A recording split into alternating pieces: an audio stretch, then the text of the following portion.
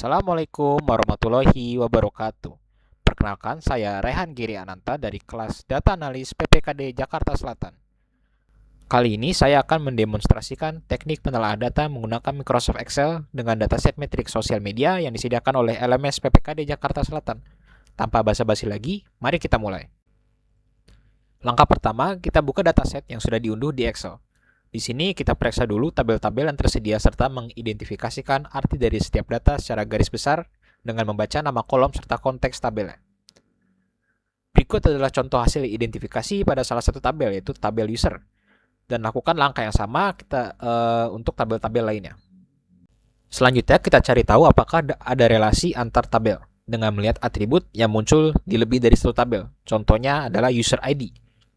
Untuk menghubungkannya, kita ubah dahulu range data menjadi format table menggunakan shortcut Ctrl plus T agar terbaca saat digunakan Manage Power Pivot. Setelah itu, tambahkan tabel ke model data di tab Power Pivot dan lakukan rename. Di halaman desain, kita klik buat relasi lalu pasangkan atribut pengikat antar tabel yang sesuai. Hasil gambaran relasi ini bisa kita tinjau langsung melalui fitur diagram view di halaman home tab di Power Pivot. Tahap berikutnya adalah memulai analisis deskriptif. Kita buat sheet baru bernama analisis data dan siapkan variabel kuantitatif yang ada di semua tabel seperti jumlah likes, view, dan umur. Di sini kita akan menghitung nilai-nilai statistik seperti rata-rata, modus, kuartil, hingga standar deviasi.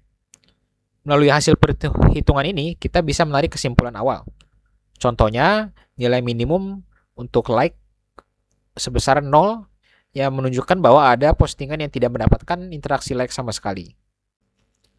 Selanjutnya, mari kita analisis data yang berelasi.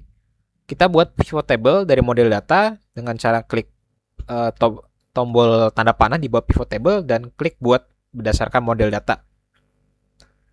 Sebagai contoh, kita akan menganalisis jumlah user berdasarkan kota.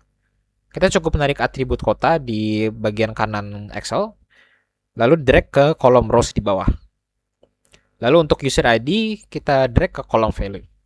Pastikan untuk format user ID ini, perhitungannya diatur ke count, bukan sum. Setelah tabel pivot terbentuk, kita bisa buat visualisasinya menggunakan kolom charts. Setelah visualisasi dibuat, kita bisa melakukan interpretasi data. Contoh pada grafik distribusi user, kolom kota Jakarta terlihat paling tinggi. Jadi bisa disimpulkan bahwa pengguna terbesar sosial media ini berada di wilayah Jakarta.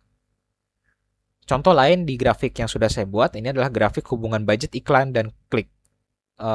Tombol jumlah user yang melakukan klik ke iklan tersebut.